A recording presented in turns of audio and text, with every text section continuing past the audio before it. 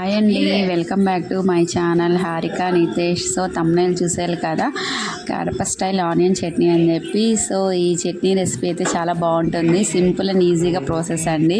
So ఈ ఎలా అంటే ఫస్ట్ 4 ఆనియన్స్, 1 టమాటో, ఇంకా పచ్చిమిర్చి ఎవరి కారం తగ్గట్టు వాళ్ళు వేసుకొని బాయిల్ చేసుకోవాలి. వాటర్ వేసుకొని బాయిల్ చేసుకొని సో అలా ఉడికినాక మొత్తం స్ట్రైనర్లోకి ట్రాన్స్ఫర్ చేసుకోవాలి.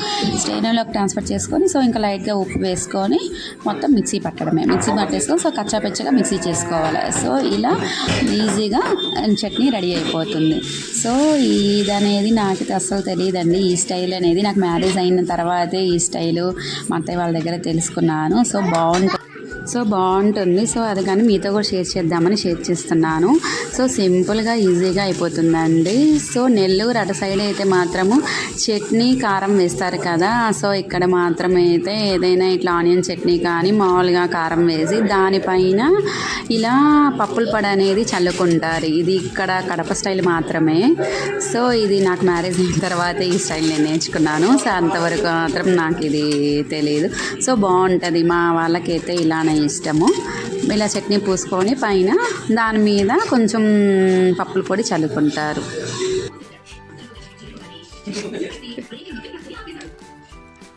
మా ఆయన ఏం చేస్తున్నారో చూద్దాం రండి.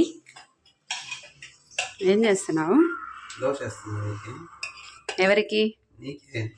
వెయ్యైతే చూద్దాం. ఎంత అందంగా వేస్తాడో చూడండి. వావ్,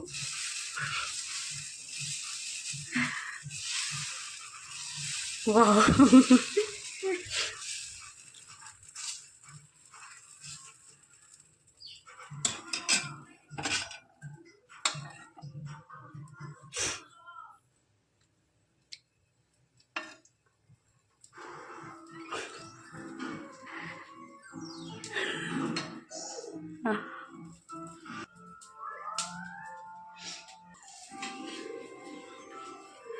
వావ్, మాస్టర్ షెఫ్స్ కూడా ఇంత బాగా చెయ్యరేమో.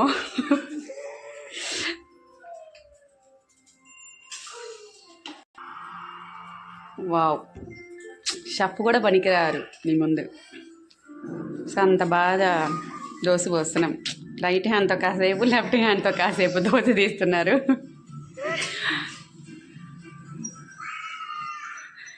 ఫ్లాప్ అయిందే దోశ.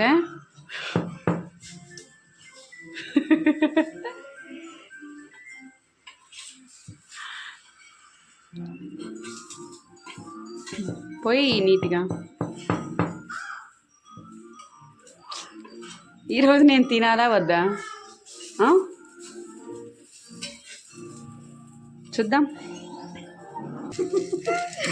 చూసారా మా ఆయన పోసిన whole dosa. This is different, కొత్త స్టైల్. సో ఇది మీరు ఎప్పుడు చూసుండరు, కానీ వీళ్ళు కూడా ఎరుగుండరు. సో అంత బాగా పోసారు. సో ఇదండి final video. Thank you so much.